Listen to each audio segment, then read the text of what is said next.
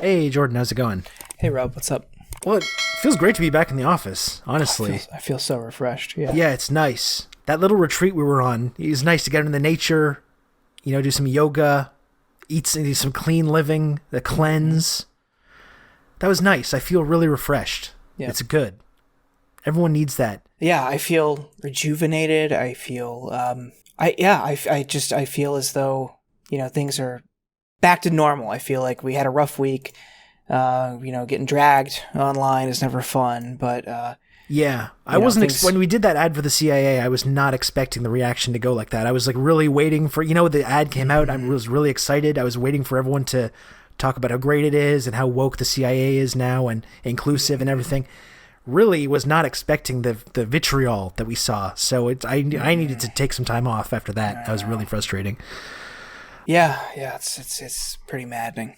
I don't know. I didn't want to mention this when we were away, but because I thought it was going to be a really great team building exercise to bring the interns with us on this retreat.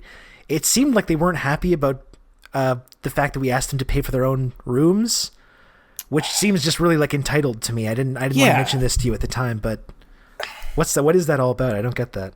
I don't know. I had to put in my time when I was an intern. I mean, granted, I never had to do that, but I think just the evolving way we work and the way society, you just got to put in your time, pay your dues.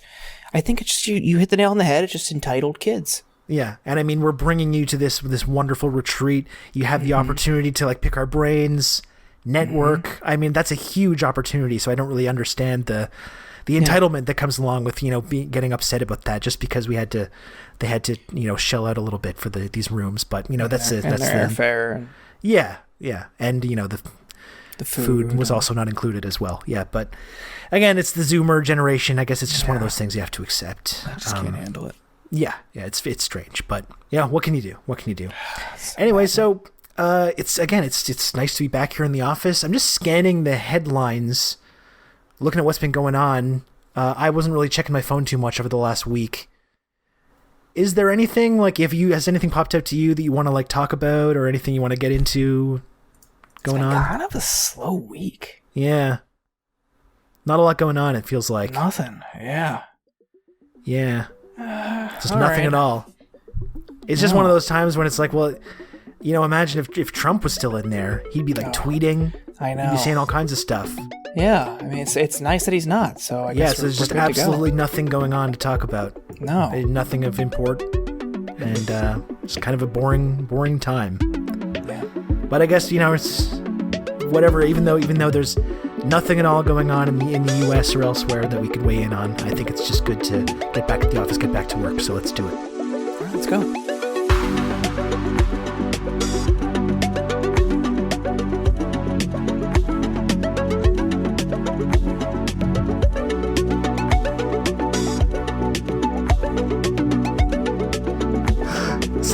Sometimes when we're doing these, I'm just I sound so stupid. The things that are coming out of my mouth right now. It hurts. Are just so ridiculous.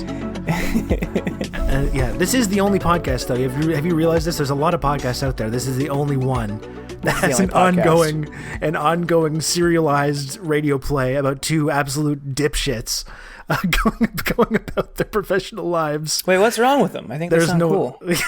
You don't think so? Yeah, well, I think one of them is pretty cool, but I'm cool. I'm the cool. Okay. Everyone, welcome back to The Insurgents. You got Rob Rousseau here. Hey, Rob. Along with Jordan. Welcome to the show. Yeah. It's been a long time. Glad you're here. Yeah. How are you feeling? You were under the weather last week. To say the least. I had fucking pneumonia, man. Pneumonia.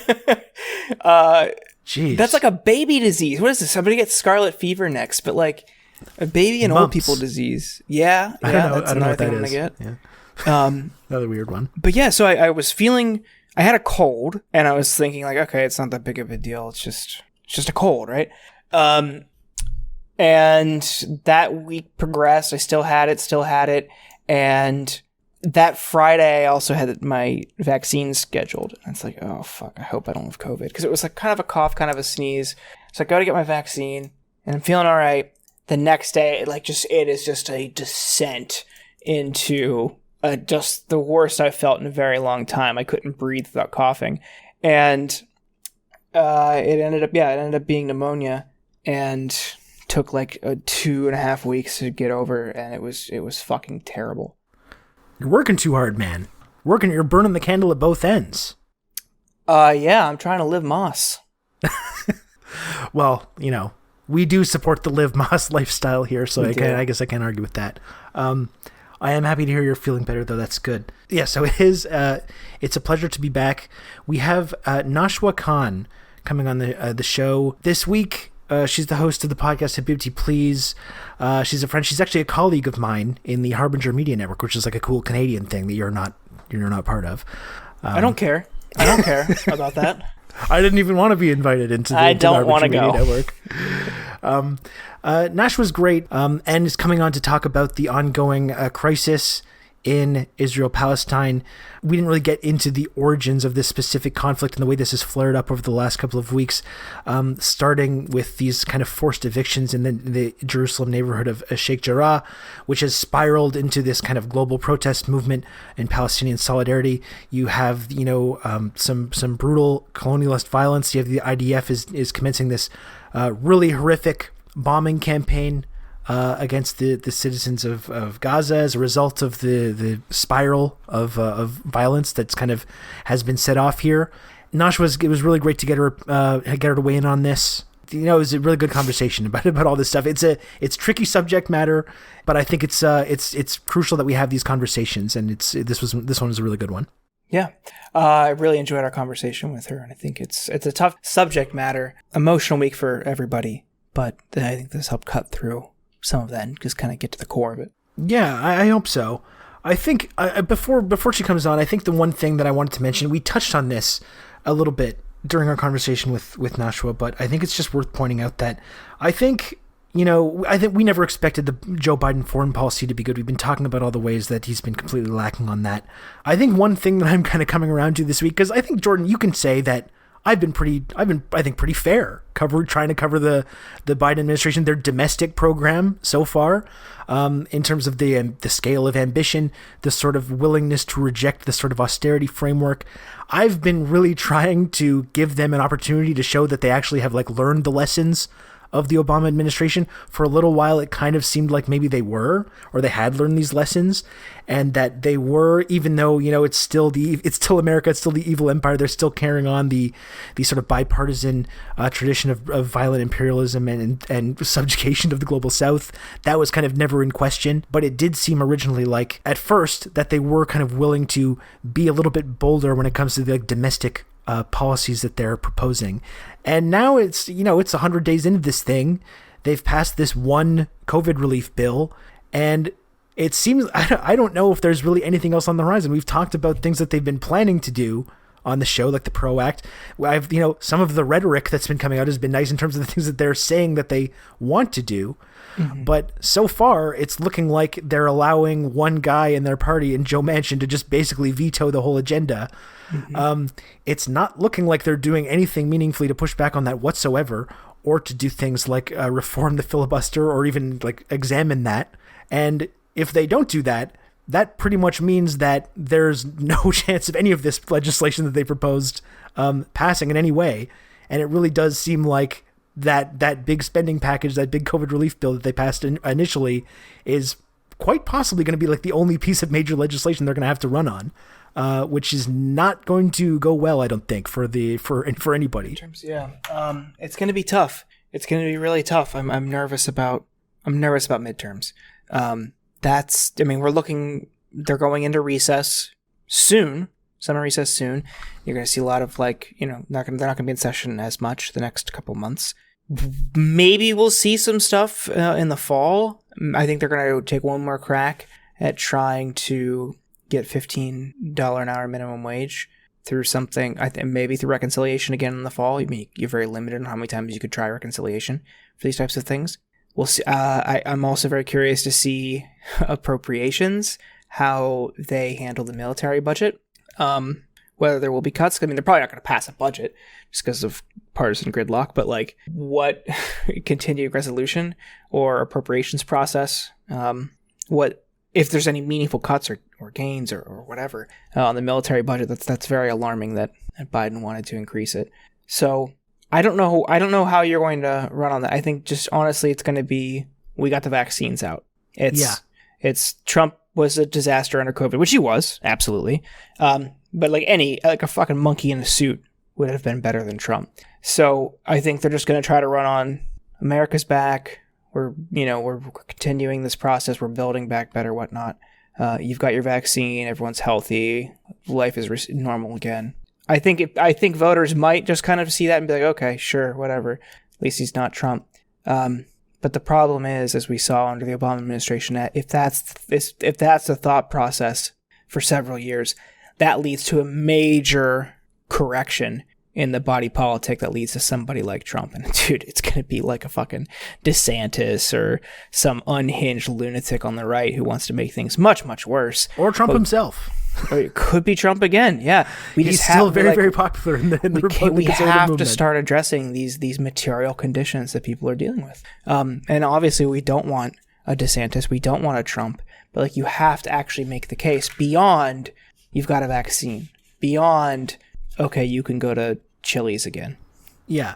And similar to how under Obama with the Democratic Party, they kind of tried to fall back on this excuse, and many liberals buy this, by the way, but it's like, oh yeah, we wanted to do all these other things, but like Joe Lieberman said no, so you know what, nothing we can really do about that. And if that's their strategy, if like that's their strategy is to be like, well, if look at all the bold things we're proposing this big, the PRO Act and these big, like the package for families where all these families would be benefiting so much from this. It's like their willingness to be ambitious in terms of the things that they're proposing seems to have increased. But if there's zero chance of any of this stuff passing, if they're just going to let one guy in their party just completely veto this, it's not, that's not going to be enough for a lot of people. And also, now, correct me if I'm wrong on this, because this gets into like the really wonky stuff that I don't really understand and I don't really like spend time thinking about. But like the Senate math for the Democratic Party right now does not look really good, does it? Like, it's not like the idea that they're going to continue to be able to hold the Senate after the next few election cycles is like incredibly unlikely.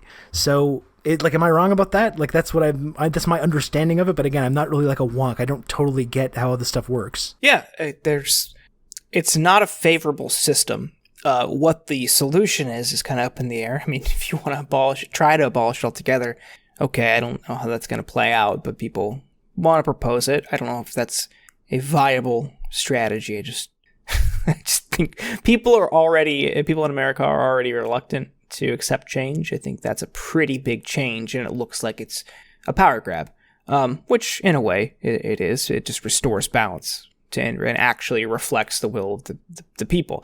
So you don't have this tyranny of the minority anymore. Adding D.C. and Puerto Rico as a state might help to an extent, but you have to be cautious and acknowledge that Puerto Rico is not a guaranteed Democratic 2 more senators. So it's not even a guarantee that the people of Puerto Rico want to be part of the United States. Also that too. Yeah, we need self-determination, not just, hey, you're a state now. So that's a approach, not the best approach, but also, like you said, if the map is not favorable for the next 2 cycles, and it's kind of concerning. Yeah, so pretty much, I guess that's the point that I was making, is that you basically have this very short period that you can even have a chance of passing this stuff, and it doesn't seem like they have any intention of doing that. Also, by the way, I haven't heard anything about Stephen Breyer retiring.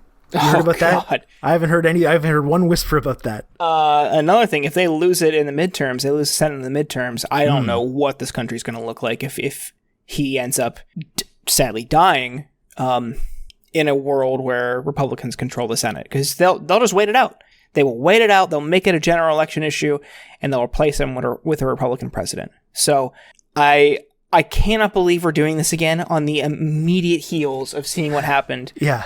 With Ginsburg, and people just complete amnesia. He doesn't need to step down. How dare you suggest? What? We're doing this again. Wow. Dude, The Republicans have sought out young justices to just continue domination for decades to come. How do Democrats not get this? Yeah. So 2 years from now, we're gonna be hearing like, if they even try to replace Breyer, we're gonna burn the whole fucking thing down. It's like, I remember how this went last time, and I'm not so sure I believe this. Anyway, things are going really well in America. America's back. I think that's the point that everyone should be taking away from this. The golden path, as they call it. It's looking good for the U.S. of A. Let's bring on Nashwa Khan. It was a really great conversation with Nashwa. This is, like we said, this is like tricky subject matter. It's been an emotional week for everyone, like Jordan was saying. But you're really going to appreciate Nashwa's perspective on this, and she's going to be joining the show right after this.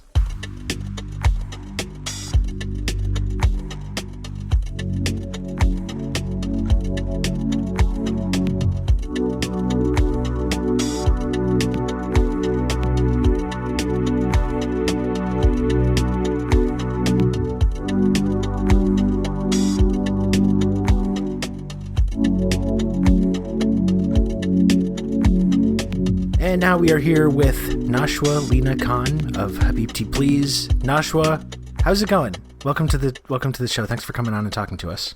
Thanks for having me. I love both of you online, so it's great to be doing this. I'm doing okay. It's really beautiful today in Toronto. It was beautiful yesterday at the Nakba Day rally. The weather we're getting is amazing for more of these rallies until our government does something about what's going on, and we're not going to let up. So I'm doing good. I saw the footage from Toronto. It looked incredible, like a really incredible turnout. Amazing turnout, and yet we are not having media touch it. And the little media that did touch it focused on how there was a counter rally by the JDL, the Jewish Defense League, and that they only had like 10 people, but they covered them equally. Well, and didn't they instigate some kind of like altercations too, and then that got spun into like JDL people attacked at rally kind of stories? Yes. So my co-host on my own show, Habibti Please, Ryan, is a legal observer actually at protests. And as the arrest was happening, he was texting me, and I had been with him in the earlier half. So a lot of people in Toronto who are law students or in the law profession do legal observing for social movements. And it's really important to have legal observers, and you can do that anywhere in North America. There's trainings for it. I highly recommend people do it. And Ryan witnessed the altercation, quote unquote, and so did a few other friends of ours. And I think it's very unfair to say the Palestinian people provoked the JDL when JDL were throwing water bottles at Palestinian people first, and the police were just watching, and the police actually circled around them to protect them while they did these things. They were saying things like Netanyahu Akbar, which you'd want to punch somebody's face when they're saying that. That's like to a Muslim person, that's horrible. Like we say Allahu Akbar about God. And so I think the framing was very unfair and sterilized of those elements. Yeah. And it's a little frustrating too, because we're really diving right into this stuff. We didn't even ask you about sorry, guys. Yeah, wait Flew a minute, right wait past a minute. that. We skipped the most important question. We can come back to it later, but you're not getting out of here without answering. Just saying. Okay, Jordan. Okay, Nashwa, listen. We have to ask you: are you a gamer?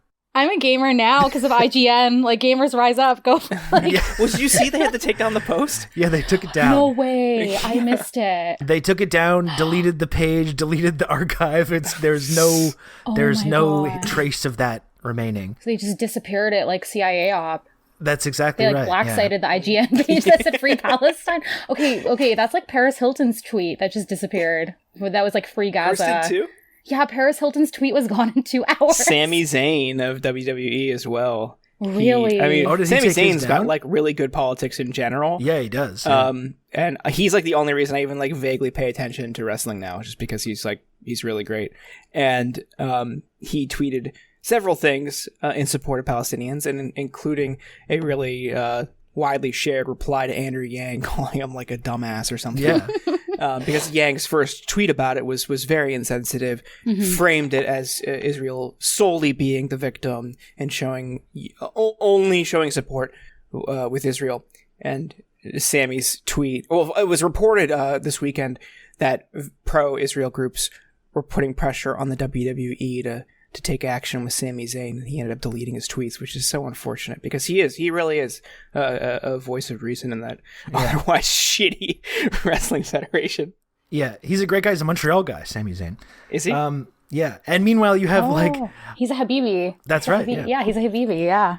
And on I know on the recent, talking about WWE, the recent Undertaker documentary, he's there in a Blue Lives Matter shirt, and he's wearing all this modern American fascist iconography. Lo and behold, politically that's fine. It's fine in WWE to express those political views. Not so much to criticize Andrew Yang for his really shitty statement about this. Okay, so that was a little bit of a side journey there. But Nashwa, what I wanted to say was that it's frustrating the way what you're mentioning about the solidarity protests and how that was kind of covered unfairly or kind of not covered at all. Because one thing that I have noticed around this most recent flare-up of violence and opposition in Israel-Palestine is that there does seem to be kind of a sea change happening in the media and the way this is covered and what people in the media and certain people are willing to say about this. And I guess that was the thing that I was wondering is whether this kind of shift is going to continue or whether there's going to be kind of a backlash to that. And kind of from what we're describing here, it seems like that backlash has kind of already started. So you wonder if this is going to lead to any lasting changes in the way people talk about this, or if people are going to get the message. I personally, I've been talking to a lot of my Palestinian friends, and they're feeling a lot of joy in their parents and seeing more people recognize this beyond the normal folks who always recognize this. The last time this happened, and they've always been it's always been a violent occupation. But in 2014, the conversation was very different in media, and mainstream media especially, and you would not see a Palestinian even get 2 minutes of airtime.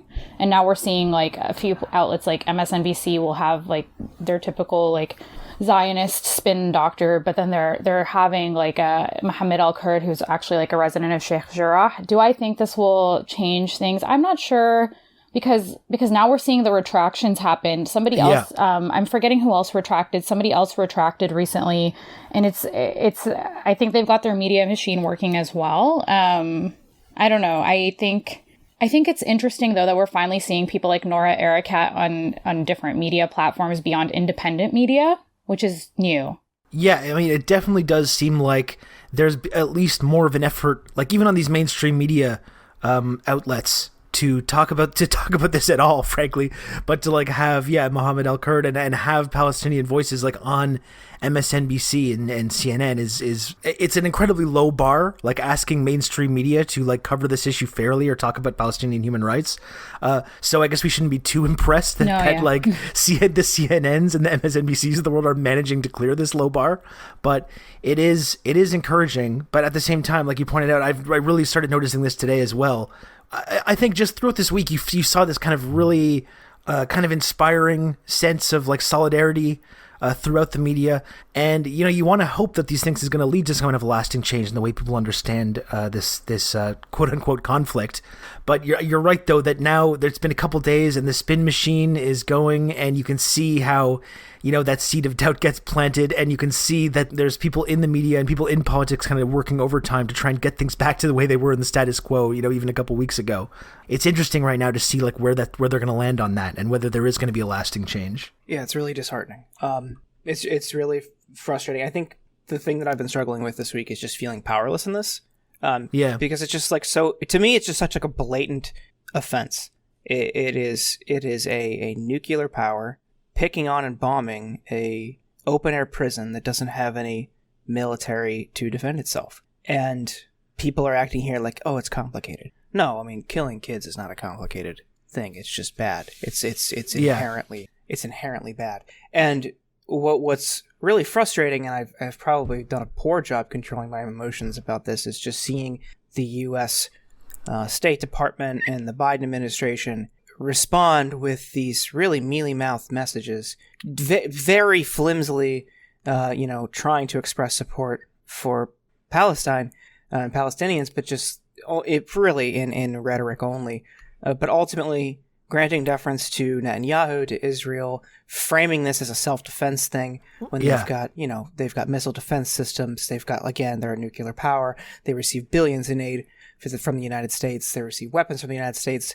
They have a very robust military, jackboot presence. And the injuries, the deaths are completely lopsided. You are basically you're comparing kids throwing rocks, people throwing rocks to, tanks. It's very, very upsetting to see the U.S. government, State Department, media at all just treat this like it's a one-to-one perfect balance situation. And they're just, because it's our ally defending Israel and blocking at the UN any attempts to hold Israel accountable for its behavior, which is extremely frustrating. Sticks out like a sore thumb on the Security Council. Yeah, and I think there were statements that came out of different protests, but also out of Gaza, that like it's so blatantly obvious that the Biden administration is just buying time, but buying time is not buying time in a normal way. Buying time is killing people. And there's I forgot which mainstream news outlet today gave Benjamin Netanyahu a lot of time on air, and there was no Palestinian counter person speaking. So I think the first few days of us seeing Palestinians on a few mainstream news sites might be over. Yeah. Yeah, well, it's just like you said, Jordan, it's just this constant framing, and this has been going on throughout this whole occupation for literally decades, but it's so much more pronounced now that I think like we're with the rise of like cell phone videos and the ability for people to see like the reality of what's happening there and what the reality of what life is like for Palestinians. And then to still, despite this, have the United States government have representatives in the media or on social media, wherever, frame this as if Israel is the victim in the situation and not the aggressor. It's becoming so detached from reality, like any observable reality that anyone can understand. It's, I don't know what you're supposed to do to counter that, because it's such a blatant misrepresentation of the reality of what's happening. Yeah. And yesterday we saw some news, some journalists start to speak up again because of like you said, it's just impossible, like if you're a logical, normal thinking human, to like see the different acts of destruction, the purposeful bombing of apartment buildings. Like, I don't think it makes sense that you bomb an apartment building that's, for context, Gaza is 70% refugees. It's, I believe, the one of the two most populated places to live in the world, and it's the size of Philadelphia or Philly. Like, it's just so many people have been displaced there again and again, and these apartment buildings, multiple families will live in an apartment unit. And that's very common in Gaza and like Lebanon, people who are displaced in Lebanon, like Syrian refugees and Palestinian refugees. It's just very normal. You'll have a 2-bedroom apartment, but there might be 3 families in there. So you kill an entire family and an extended family. Like you kill a family, essentially, like not only one branch of a family tree, you killed multiple branches of a family tree. It's devastating. And yesterday, some of the media that had been silent just suddenly started talking about it because, they struck a media building and people were like, this is depraved. How could they do that? But it's because they're depraved. It's a depraved occupation. Like, I don't know why there was shock over that. Like, I don't know what you two saw about that, but like people were in shock that they bombed. I think it was Associated Press and Al Jazeera. Because purportedly Hamas was in the building. But think about the IDF, the notoriously trustworthy IDF and Israeli government said that, and that's all the evidence that we need. That's all the evidence we need. You have like fucking Brian Stetler on CNN just being like, well, what were they supposed to do? It's like, well, maybe not blow up the building. I don't know. Yeah. Or you have these fucking brain dead takes from these weird right wingers saying like, we were told last summer that just property destruction isn't actually that bad. We shouldn't worry about it. Now they're all freaking out about these buildings being blown up. And yeah, the moral bombing of these buildings where you evacuate everyone first. In Gaza, a place where they can't fucking leave and they now have nowhere to live. Like, it's not moral to destroy someone's home, even if they're not in it at that time. You're still creating refugees. You're still creating this like chaos intentionally.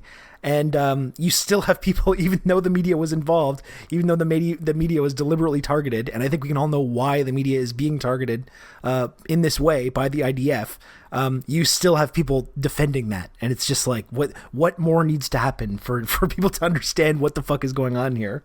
Well, also think about how the media has acted under Trump, when Trump would like tweet about reporters and say they're enemy of the press, like, wow, this is an attack on journalists everywhere. And they all like quickly signed a book deal so they could get books with like Under Fire and like Courage on the Front Lines, like My Days in the White House press briefing room. And like now you like have a nuclear power blowing up media offices in buildings, and only on their word is it justified because of an alleged or perceived enemy. presence in the building, and they're just like, okay, well, I guess there's nothing you can do. Like, wait a minute, what happened to these steadfast commitments to media freedom and reporting around the world? I guess that doesn't matter when we're reporting on Israel. Like, yeah, and I think reporters and media was much more transparent during the Trump administration about how much money went into things like, for example, like policing, because that became something that was cool for MSNBC and CNN to cover, right? But I have not seen media beyond a Palestinian, if they get a few minutes on MSNBC, mentioning the $3.8 billion of funding that goes from the U.S. To Israel. And that is why Biden and his administration have the power to stop what's going on this weekend right now as we're speaking. Yeah, and I guess that's like, I don't know what I didn't expect Biden to be good on this. I knew like starting off that his foreign policy was going to be terrible. I know Blinken has just been an absolute disaster so far as Secretary of State, so I wasn't expecting it. But just even with the widespread outrage at what was happening and the clarity of the situation that everyone was seeing, like we were saying, the reality on the ground in the situation that everyone can see, the fact that they're still leaning on this and still like not supporting Palestinian human rights and still trotting out the old line about how Israel has a right to defend itself from rocket attacks, and treating that like that's the origin of the crisis. That's where the violence started. When the media or when politicians start paying attention to this, it's always at that moment is when the conflict starts, is when these rocket attacks happen. Everything that happened prior to that, in the previous few weeks or even in the previous few decades, just gets completely left behind. And then you have Biden. Yeah, so Biden just completely laundering this and pretty much giving Israel the green light to continue this fucking highly immoral and disgusting attack on Palestinians. And I don't know what I expected, but it's still incredibly depressing to see it happen. Yeah, that's the thing. During the campaign, I mean, Biden's campaign site had really aggressive language about Palestinians, basically saying like, "Oh, we're going to condemn the BDS movement. We're going to strongly condemn the BDS movement because it too often veers into anti-Semitism." Or the Palestinian choices that they made to get to create the situation. Let's hold the them accountable. Palestinians off the hook for their own choices. Which is like, that's it. Where are they supposed to go, man? It's truly unbelievable. But this aggressive rhetoric, I think, just signaled a continuation of the same stances, the same policies, the same whatever diplomacy, if you want to call it that, from the Trump administration. There is no material difference between what Trump and Pompeo did to what Biden and Blinken are doing. They even continued to recognize Jerusalem as the capital of Israel. That's a move that upset Palestinians. There's no need to continue that, but they did anyway. And they're just going to throw up their hands like, okay, well, we're not changing that. It was bad when Trump did it, but now all of a sudden it's okay.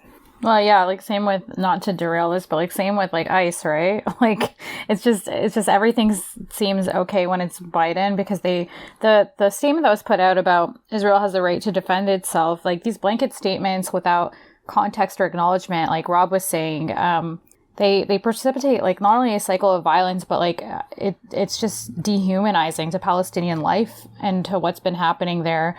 And we've never heard any administration say Palestinians have the right to defend themselves. Yeah, that's kind of the point I've been trying to make, like here and elsewhere, which is that's kind of what's implicit to that statement, is that like Palestinians don't have that right. And it's just everything we've been saying, like treating Israel like it's the only side in this conflict that has the right to defend itself. It's the side that's the victim. It's the side also with the the military airplanes and the bombs, the nuclear weapons, the soldiers, the guns, the tanks. It's truly unbelievable, really, that like they continue to present this narrative. It's just stunning to see them continually like rewrite reality this way. And another thing about Biden too is that, like I said, I didn't really have high hopes for the Biden foreign policy. But one thing that maybe gave me second thoughts about it, or thought that might be some improvement, when you look at Obama's diplomatic strategy with regards to Israel, and again, this is an incredibly low bar. Obama continued funding and supporting Israel the entire time that he was a president, but he also did push through Israel's like opposition to the Iran deal and like deliberately, went against what their wishes were on that to sign the Iran deal I know on his way out the door, they abstained on that vote at the UN that allowed the UN to, vote finally on this humanitarian crisis.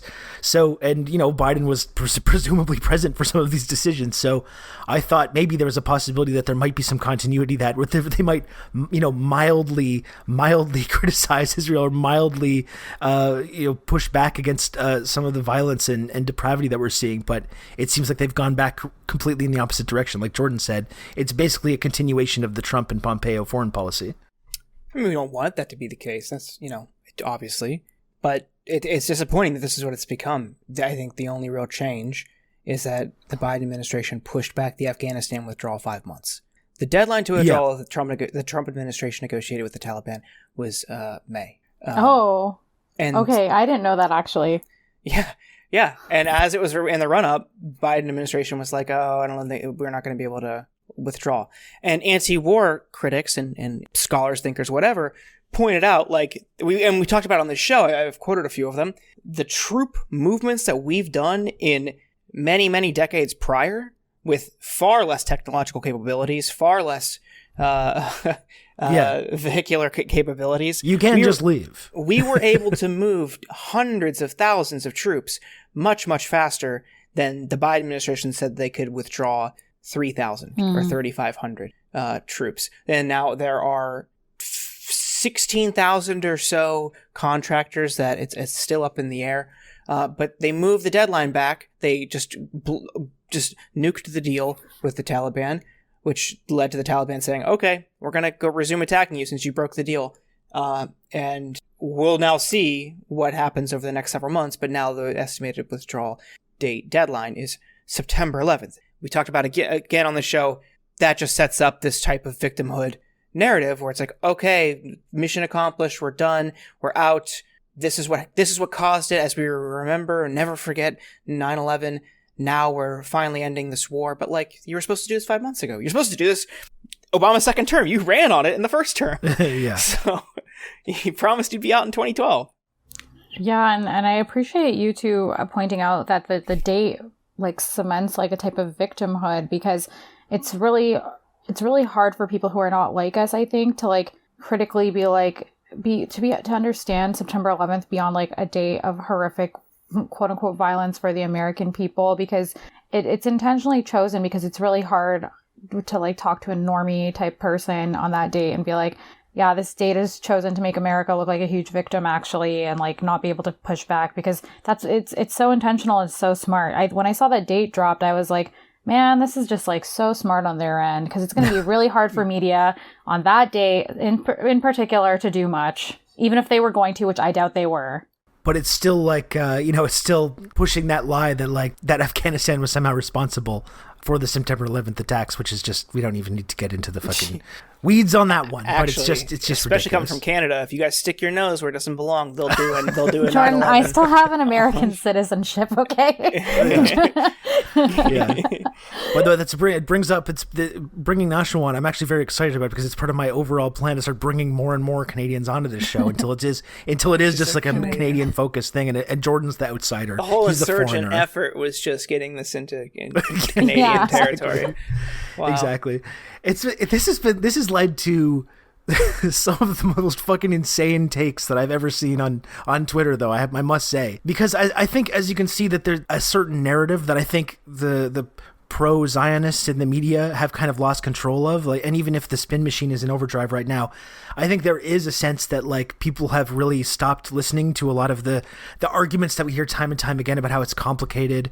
These arguments that obfuscate the very clear power imbalance that we can all see and are designed to, you want to weigh in on this? Well, do you know the last 3,000 years of history of the region? If you don't, then you can't say anything at all. It's like, well, you don't need to know the 3,000 years of history in that region to like know that a military dropping bombs on children is bad, and you don't like it, especially when your government is like directly funding it. There's this kind of certain type of sort of liberal pro-Zionist who's kind of active on social media that these things start to happen, and then the pro-Palestinian solidarity movement kind of starts up, and you have someone like, for instance, like unfurling a Palestinian flag on a soccer field, and people immediately respond just like, I'm the victim now. I'm the victim in this situation. Me, a random like music writer in the West who is not threatened by this in any way. I'm now being victimized. I just feel it's incredibly unhinged, and it does seem like these kinds of arguments and these appeals to people's sensibilities in this way aren't really landing in the same way that they were maybe even a couple years ago. Yeah, I think honestly, and this is going to just sound very blunt and like maybe it's lazy of me, but like people need to grow up. And I think people have this time around because 2014, that attack on Gaza was so brutal and violent and bloody and devastating for Palestinians and Palestinian life. And I remember being online during that time. And I also, my university had 2 BDS votes, a 2013 and a 2014 vote. And basically the same arguments were made. So basically, us asking for no Sabra hummus in our student union store, literally just like, can you just change the hummus brand? Which is so funny to me now. People did the same thing where they were like, this is hurting me personally. This is and then people at McMaster, and this includes some of my friends who have now who learned years after and did the work to unlearn that kind of thing. They were drawn to that, right? Because they're like, oh, you're my friend who has these feelings around this, or my Palestinian friend has these feelings around it, and then my other friend who happens to be a Zionist, because Zionists used to kind of be almost like treated as a slur. Do you remember that in 2014?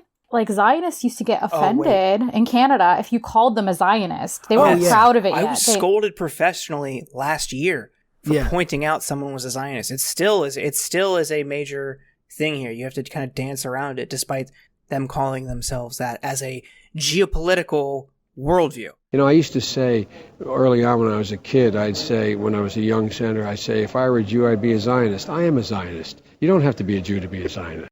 Yeah, I mean, it's describing something very specific, which is very strange. And it's interesting, too, because of some people that are Zionists, they will conflate Judaism and Zionism when it suits them and when they need to make these arguments. But then as soon as the cycle of violence backs up and you have people rightfully calling out this apartheid government for what it is, then all of a sudden, then they have to make this kind of distinction. It was kind of startling to me when I had this, again, professional conversation saying I couldn't say that. Because, I mean, I come from a very conservative, religious family and background, and we're not, I don't know if we're the best people to talk about it. I'm sure most of our listeners are aware of the overlap between Zionists, Jewish Zionists, and Republican Christian Zionists. Yeah. Who they've just like take this cause on themselves and act like it's very near and dear to their hearts. Well, that's like kind of how I've always understood Zionism. So to like be scolded for pointing out that someone was a Zionist was very, very weird. It was confusing almost. Yeah, I thank you for sharing that, Jordan, because here it was a big deal. Like it was like an extremely big deal here. And I think it still is in some circles where some people are proud of that identity, but then some people literally, if you call them that, and especially when I was at McMaster, they would take it as an affront to you calling them, and this includes professors there actually, who, it's weird, the BDS vote was a student union vote, and the reason I'm using this as my micro example, but I have friends who tried to make these motions throughout the U.S. and Canada. So the people who work on BDS campaigns are pretty interconnected because 5 years ago there weren't many. And so the way that Zionists are able to use like this kind of war of words, quote unquote, is like the training that they have, I guess. There's a clip that was circulating on Twitter from that Harvard prof, if you saw it. Yeah, I saw that. And so it's really disturbing. And they tell North American people that your job is this kind of propaganda thing, right? Like it's kind of like Hespera, but the North American version, right? And it's jarring to me that like this happened to you in a workplace, Jordan, because to be honest, I've only heard that happen to like Arab people where they're told you can't use the word Zionist, you're basically insulting me in this way. So that means it's far spread because you're a white man and that happened to you. It's their political identity. That's what's wild. That video is really disturbing. And also, I think it was really instructive as well, because sometimes you hear, obviously posting online is not the highest form of political activism, even though I often joke about this, that it is. But I mean, just that video proves that it's not nothing, and that like these do actually matter, and like they are paying attention to this shit, and they do care about what the discourse is saying and what the narrative is saying. And another thing about that video that I find really disturbing was when she was talking about American Jews, and she like spits out that word American Jews like she's almost disgusted. It's really very strange, this dynamic, and how they view people like in the broader Jewish diaspora, and it's very weird, especially when we're told that this is supposed to be sort of the home for all Jewish people, where they're all welcomed, and it's like they don't really talk about Jewish people that aren't Israeli like that. Yeah, and I think my friends here who are involved with Independent Jewish Voices, and some of my other friends online and in real life who are Jewish, they when they speak out against these things, and right away in their replies, they do get insulted that way by being called North American Jews in that kind of way, where it's meant to be an insult, and it's bizarre to me. And as a Moroccan person, Moroccan Jewish people had it very bad in Israel. And so bad to a point that there's writing on this, and actually their quarter next to Al-Aqsa was demolished because they were Mizrahi, they're not white, right? Because Zionism is white supremacy in a lot of ways. And it's settler colonialism, right? And so North African Jewish people have faced so much discrimination there. And they're not the only ones. Ethiopian Jewish women were sterilized, and that's well documented. And so it's interesting the way that a lot of them now have come out and said, not in my name. And it's because the fallacy that this is built on is that it is in their name. So I'm happy to see them push back. But at the same time, that speech from Harvard that Harvard professor was just jarring, the like mindset. I haven't seen this clip, and maybe some of our listeners haven't either. What happened in it? It's just, okay, so she's a Harvard professor, Ruth Wisse, and she's just basically speaking. I mean, I can link the audio in the clip that we're playing right now. Our job is not to make you look good, American Jews. What do you have to worry about? Your job is to make us look good, and here's how you do it. Every one of us has to serve 3 years in the Army, 2 years in the Army, some of us 5 years, and then for the rest of our lives, you have got to serve 2 or 3 years in the army of words. You've got to learn to fight the political battle, which is even more important at this point than the military battle that we are. We'll fight the military battle. We're not asking you necessarily to come and be lone soldiers, although some of you can. You've got to learn how to fight back on the campuses, how to make the arguments. The ground keeps shifting under us. They keep changing the language. Intersectionality wasn't even a word 10 years ago. Now suddenly it's intersectionality. You've got to stay on top of it. And as I was saying, just the way she speaks about American Jews is just really kind of like, she says it almost like as a slur. And it's interesting when you think about how people, like Western media specifically, frames the way they say that Palestinians indoctrinate their children from a young age and things like this. But it's very revealing to see that that clip, I don't think there's a better way to describe it other than like indoctrination and like forcing people to do certain things. And we see like in, I think it was also the 2014 siege on Gaza, like the children writing messages on the rockets, or not the rockets, on the missiles that got fired into Gaza. Israeli children doing that, and that's disgusting, right? But like the Biden administration reduces it down to children on both sides, but they're not equally impacted. One side, the children actually sit on mountains and watch the bombing of the open air prison that is Gaza, and then on the other side, the children are being pulled from rubble, dead and alive. Yeah.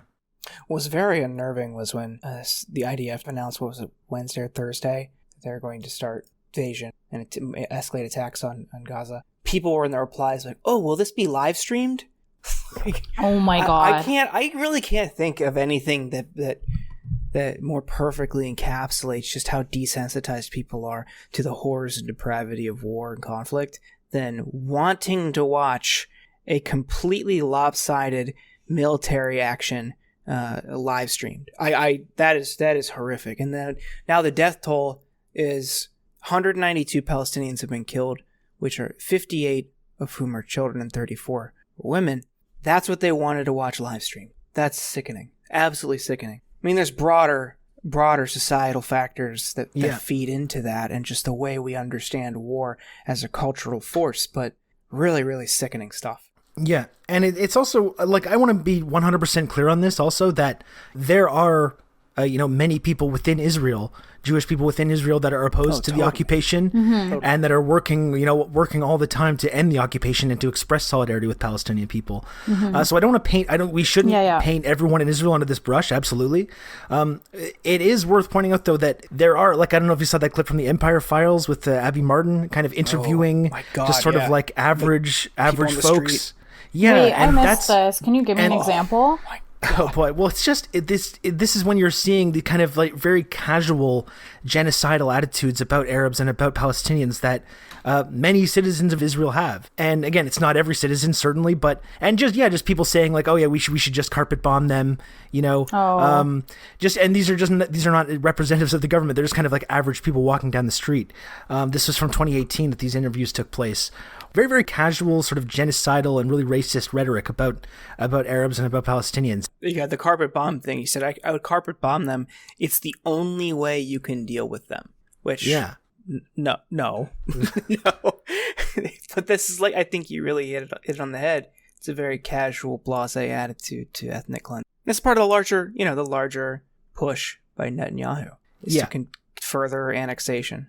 And another thing I also want to point out as well, while we're mentioning that, the conversation about what's happening like in Israel and the conflict between Israelis and Palestinians, I think it's really important to focus on it because of the ways that we've subsidized this, and we kind of like, we give them endless diplomatic cover and support as well. But it's also about understanding the violence that our own countries and our own civilizations were founded on. Yeah. This is not just like this exclusive problem that's only ever happened in this one region right now. It's something that, if you're living in a settler colonialist society like Canada, the United States, or Australia, this is exactly what our past looked like. We're just seeing it play out in real time. And when you want to understand the ties, like why does Canada have such a strong diplomatic relationship with Israel, or why does the United States have such a strong diplomatic relationship with Israel? You don't have to go to some big conspiracy thing or go to that really dark, kind of racist place that many people again end up getting drawn into. It's actually quite simple. It's just that we see that we have this affinity for them because they're a fellow settler colonialist society, and they're providing basically a foothold by the colonialist empire that's headed by the United States in that part of the world. And it's like, it's a kind of a part of that plan of global domination by these like colonial powers. And that's the framework that we need to understand this. It's not just about saying, Israel's bad and this is what they're doing is bad, but understanding our own complicity in that violence. On that defense, on that diplomatic support in defense of Israel, this was a stat given to me by Omar Badar, or last week, but so I can't take credit for finding it, but the U.S. has used its veto power at the UN and the UN Security Council, I think, more times than all other countries on all their issues combined since the 70s, just in vetoing resolutions that would condemn Israel for its actions toward Palestinians. And this is over 40 different vetoes, including one recently where the United States was the only country blocking a measure or attempt at a ceasefire just last week. And I appreciate, Rob, your point about settler colonialism. And I think one big thing, too, is that the Black Lives Matter movement and the movement that happened at Standing Rock and a lot of the Wet'suwet'en movement in Canada and a lot of the resurgence or the big social movements that have happened in the last 5 years have set the language and the framework, I think, for a lot of people, at least in Canada, to understand to understand Palestine in a way that they didn't before. And I think it's very easy here to be like doing a land acknowledgement or saying land back, but it takes way more than that. And it takes like pressuring your members of parliament or your politicians. And in Canada, we haven't seen what we saw on Friday from Rashida Tlaib, Ilhan Omar, Cory Bush, AOC, where they gave their speeches. I guess that was an emergency hour in Congress. I don't know what you folks call it there. Was it an emergency? I don't know the rules. It was some special session or something like that, but they had like an hour that Pocan got and then just delegated his time. And we haven't had that yet here. Jack Harris, he's an MP from Nova Scotia, called for an emergency debate, I believe. I don't think it's going to happen because I don't think Trudeau will let it happen. We'll see, but I think like civil society here just has a better handle on the language. Like we were talking at the very beginning about the Toronto rally in Ottawa had more than 3,000 people apparently. That's never happened for Nakba Day. Nakba Day happens every single year. And that has never happened. And last year during the annexation, there were protests throughout Canada, and these numbers are unseen. And a lot of the signs I saw being held up in America and Canada are looking at, they're talking about indigeneity. And so, and connecting the struggle, like Black Lives Matter, to the Palestinian struggle, which has been a connection made since Ferguson in 2014. So I think that part is changing. Like the popular education around it is done. It worked and it got taken up. I think it's more like, what does this look like politically when America can just veto all the time? Yeah, and I will say too, talking about that like emergency special session or whatever it was called. I mean, we can talk about how complicit the Democratic Party is in this. We talked about Joe Biden and how he's completely giving Netanyahu the green light to carry this out. So you don't want to give them too much credit. But at the same time, like seeing like AOC and Ilhan Omar and Rashida Tlaib and Cori Bush kind of speak openly and honestly about this, talk about ethno-nationalism in Israel, talk about apartheid and ethnic cleansing and these things. This was like completely fucking unprecedented basically in the American political system. So as much as you can say like, oh, it's just words, what are they doing? The Democratic Party is still complicit. Yes, this is true, but it still is a clearer sign that there is kind of an ongoing shift happening and that there isn't this like uniform, just like complete devotion to ensuring that the relationship is never questioned or examined in any way. So what that is a positive step, like you can clearly see. Well, and also the criticism. Oh, what are they doing? Well, people like to trot this out, and other, commentators like to trot this out. Oh, what is the squad doing beside like mean tweets? Okay, well, like I just said at the beginning of the show, it's very easy to feel powerless in this. There's only so much one person can do. And sadly, there's only so much a handful of progressives in Congress can do. They're completely outnumbered. It's a bipartisan support of Israel on this issue. So like you said, this is significant, but also like the thing that they had power and that what they were able to do was, back Bernie, who wouldn't have done this, who wouldn't support this. So I do think it's rich that some people who trot that line out were also very loudly supporting Warren during the primary and now demand to know what the squad is doing. So it's very funny how things change, but that's what they had power to do, and that's what they did. Yeah, I'm picking up on that subtweet just now. the analog subtweet, classic.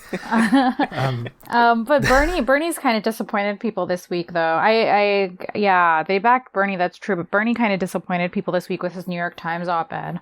Well, that's the thing, because like Bernie, like that, he's better than pretty much anyone affiliated with the Democratic Party on this, but still, you see, like it's still nowhere near enough. Even Bernie, who's willing to criticize Israel and is willing to talk about leveraging aid to Israel to like try to like control their fucking flagrant human rights violations, but he still, just like anyone, is will fall back on these kind of lazy tropes of like the right to defend itself. No one would ever dare suggest that Israel doesn't have a right to exist or doesn't have a right to defend itself. And it's like there are many people that would dare to suggest that, and I think that's why it was frustrating. And that's the thing that shows the absolute huge gulf that needs to be traversed here in the United States, when it's like the absolute best person on this, like who's actually going to be willing to criticize the Israeli government, is still like falling back into these kind of both sides hand-wringing stuff. It's you got to be encouraged a little bit, but there's so much farther to go. I think only Corbyn's good on this. That sounds like really horrible to me, but like I think Corbyn's the only one now, and everybody knows I'm a huge Bernie bro.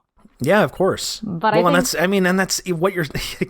You got to wonder why there is this 5-year relentless smear campaign against Jeremy Corbyn. I wonder if those things are connected. Who knows? They can't kill our man. They can't do it. Yeah. One, it was amazing too, because after everything, talking about Corbyn, like the way that he's been demonized, they've tried to like really destroy him as much as possible. People in his own party, people in the media in the UK, have really tried to make him a toxic political figure. And it was, I gotta say, it was really cool to see him at these protests and still like he refuses to, temper his criticism. He refuses to back down when it comes to standing up for Palestinian human rights or standing up for other victims of colonialism and imperialism. And that's just like, that's why he's the absolute boy. And that's why they absolutely had to make sure that there's no possible way that he could end up becoming a prime minister of the UK. But I hear labor's doing really well. Is that true? Yeah. Well, the adults are back in charge now, so now they're just cleaning up in elections. Yeah, right? I haven't checked into the exact stats, but I'm pretty sure. Yeah, they're doing really well. Crushing. Yeah. Absolutely. Everyone loves Starmer. Yeah. Is that his name? That man's like the most Keith. unlikable person. Keith? Yeah. That's right. Yeah. He's so unlikable. Yeah. No, it was really amazing though to see him to see Jez out there. That was really cool. He's the biggest major leader I've seen of like a Western country at protests consistently. Well, and so I remember, it's a bit of a sidetrack, but I really do remember that during that 2017 campaign, before, Labour's really surprising and positive result, there was that terrorist attack in the UK, like pretty much during the campaign, at I believe, a Ariana Grande concert. Yeah. And pretty much just like judging from the previous, 5-10 years of following politics, it was easy to assume at that point, oh, Corbyn's going to get absolutely demolished. Now they're going to crack down on all we're going to vote for the strong Tories, we're going to do that. And at that time, seeing Corbyn come out and still, even like after this heinous attack that left a lot of like dead kids in the UK, that was really, really horrible, to still refuse to kind of stop pointing out the connection between, foreign interventions and the fact that the UK has like created this kind of like chaotic global geopolitical reality that leads to this kind of backlash was really amazing. It was really incredible to see that. And the fact that when he did do that, lo and behold, his poll numbers didn't, he didn't get destroyed and they didn't turn against him, but people actually supported him more. And that was such an inspiring thing to see, someone like an actual political leader taking this kind of principled stance on anti-imperialism, even when like all the pressure and all the realities of the news cycle was going against that. Pretty much everyone else at that point would have probably tempered their criticism, and he just refuses to do it. And that's why he's the guy. On that note, too, I just want to point out, because we're linking the struggle between the struggle of Palestinians for liberation in Israel-Palestine with the struggle of indigenous peoples here in Canada and the United States, or the struggles of people of color against police violence. That dynamic that I'm talking about, where we're the side with the guns and the army tanks and the planes and the bombs and the soldiers. You have this very, very clear power imbalance. And then, the minute one side tries to defend themselves from from being pushed to the absolute brink by these like very powerful colonial forces, then they get framed as like the thugs, the terrorists. And you see it also in foreign policy. Like you see this in Afghanistan and Iraq and places where the US or the Canadian military show up. They go into these countries with bombs and guns and destroy people's lives, kill millions of people. But then the moment one person picks up, a grenade or a rifle or even a fucking rock, that's when we're the victims. We're the victims now of terrorism, and you're the terrorist. And that's used to justify even further violence. And like, it's used to crack down even further on liberties and to justify even more intervention. And you see this cycle play out you see it play out in Israel, Palestine. You see it play out in Afghanistan, Iraq, in inner city communities, in indigenous communities. It's a feature of colonialism and not a bug. And again, that's one of the reasons that I find it very instructive to cover what's going on in Israel, Palestine, because you see that power dynamic at play all over the place once you start to notice it. Yeah, and it's interesting to see people that Canada, I don't know about America yet, Jordan, but I've heard it's not fully there yet. But in Canada, what's something that's very popular now are land acknowledgements. And land acknowledgements started in academia, actually, and they're meant to be meaningful. And they're very meaningful when people situate themselves within their own land acknowledgement. So I have Palestinian friends who do them, and I do them by situating myself in my identity and how I came to Canada as a settler. And I do believe people of color can be settlers. Some are not. Some are refugees or were forced here, brought here. But in my family's case, I would say I fall into the category of I am a settler. And so making those connections and like making sure that like a land acknowledgement, it's never enough. And it's never enough when it's not accompanied by other forms of solidarity. Like without that, I have a Palestinian friend who says that land acknowledgements actually sound like victory laps. When you don't say anything else, they sound like you're bragging almost. Like, hey, like, and in BC, in British Columbia, there's like this very popular way of doing land acknowledgements now, but saying, like, especially for white people, saying I'm a guest on stolen land, but you're not a guest. You're not leaving. Your grandparents or your great-great-grandparents came here. And so I think you're right, Rob, about these connections and how they're not isolated events. But I think the biggest thing is like going beyond the holding a sign at a protest too. I think Palestinian civil society is asking people to do that, but the big one is like a BDS right now, right? But how do you do BDS when we live in Canada or America with two governments that are trying to criminalize BDS? I think getting educated on that as well, and joining movements like that and being vocal about things. Yeah. And that's the catch-22 that Palestinians are faced with every day, which is that there's no way to resist. There's no proper way to resist. And people of color in the United States are faced with the same thing. You can't resist using violence because then you're framed as a terrorist or you're framed as a thug. You actually can't resist non-violently either. You can't resist through this campaign of boycotts and divestments and sanctions. You can't pressure the government to make these kinds of changes. You can't even protest. You can't even go to a protest, which is then also framed as being somehow violent or somehow destructive. There's just no way to win. And that's the weird kind of Kafkaesque nightmare that I think these like marginalized communities, whether from Palestine to Ferguson, are forced to confront. And it's just like it becomes this impossible labyrinth where there's really no recourse to push back against the constant violence, the constant dehumanization, except to just like accept it, just to give up and accept it. That's pretty much the only recourse people are left with, because obviously violently defending yourself is off the table. Non-violently defending yourself with protests or with these divestment campaigns, unacceptable.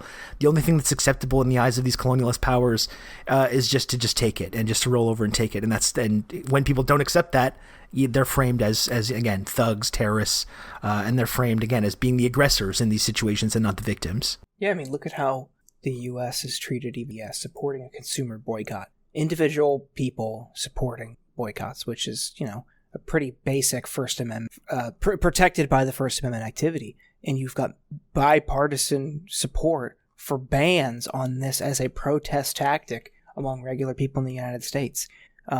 This isn't about, protecting Israel's national security or Jewish people. This is about quashing a movement, and that's very, very disappointing. And a lot of people will be like, oh, well, the Democrats run on protecting human rights. Yeah, sure, okay. People will say anything to get elected.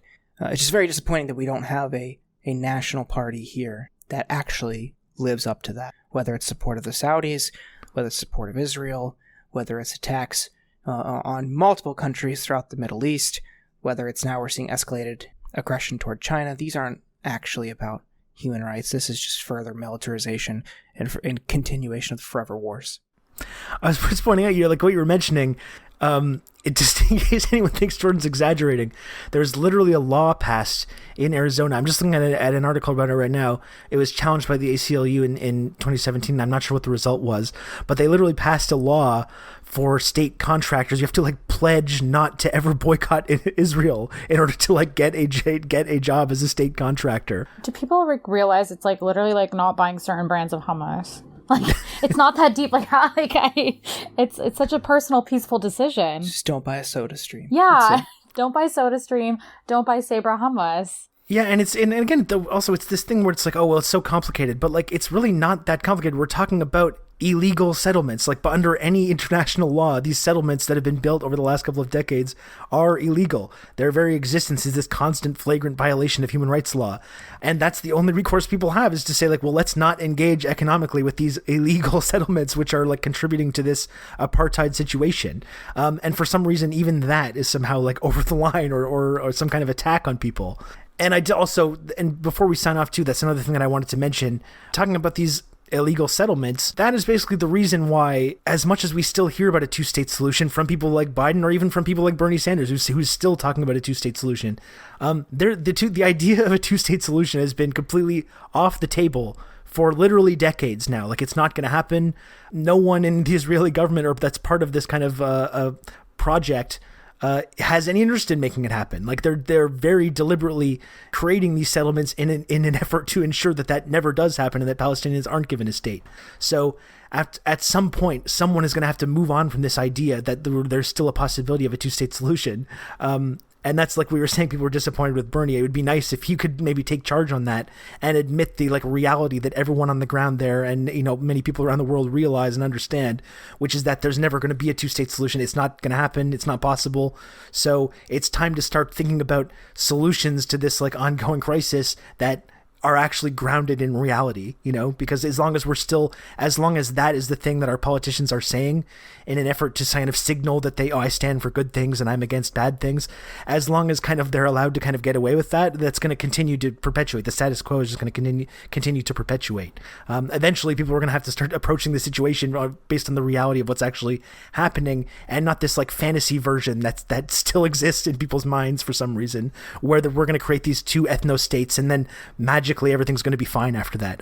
It's just not going to happen. Yeah, and I think people don't also realize, and this is kind of related, like the big one that I think is an easy one to tell people, like you need to be realistic about the situation on the ground, is people don't realize like Palestinians are subjected to a different road system. For example, just one example. And so like, how are you gonna, if we're being realistic about what's gonna happen there based on what people are saying on the ground and the fact that there's settlements everywhere now, right? The way that it's happened. And the United Nations, I think, recognize that some of those settlements should have not been built. They're built, and it's really complicated to talk about. So I think I wouldn't do it justice right now talking about it. But there's a separate road system, and that alone kind of messes up things geographically. Even people don't even realize that the two road system is already like an attempt to not only create a separate state for Palestinians. It's not a separate state, it's just a separate way of life, like a life that exhausts them.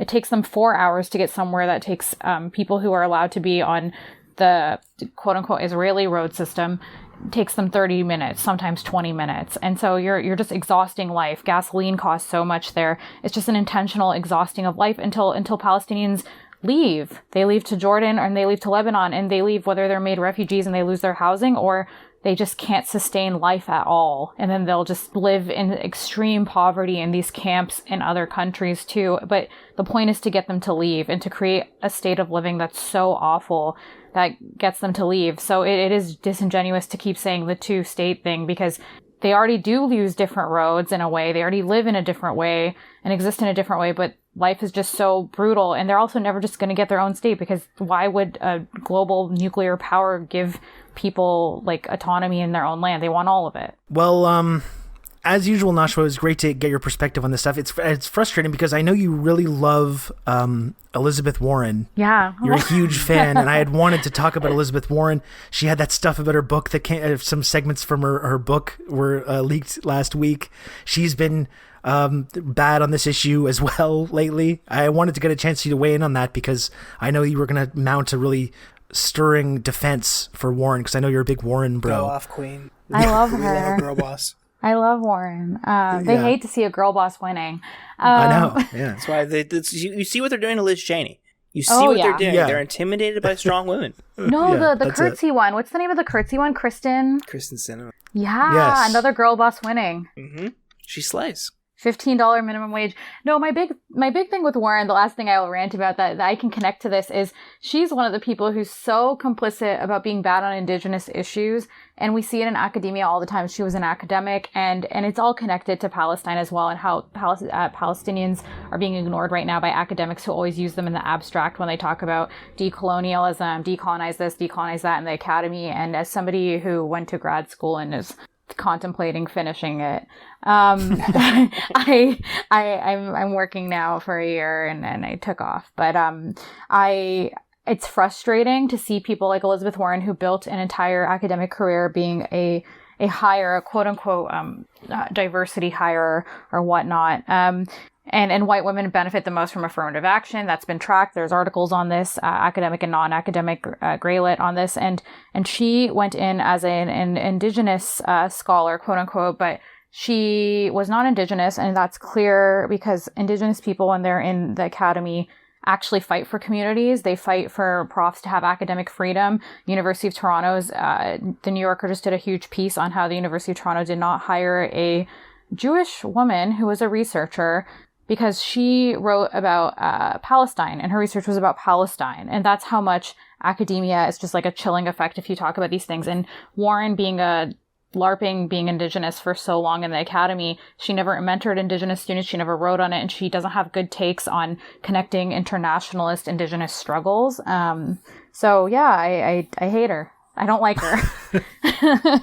I don't like her. She's not helping any movements. Yeah.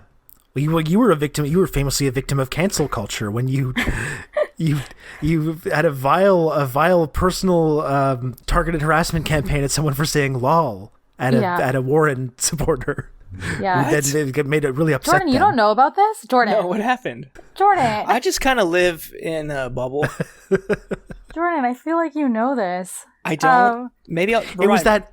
Okay, so it was that post that was like, it's called organizing everywhere, sweetie, because someone had like a Warren sticker in her car or something. It was some absurd, absurd post. Yeah, the keychain. The Subaru keychain. Elect women.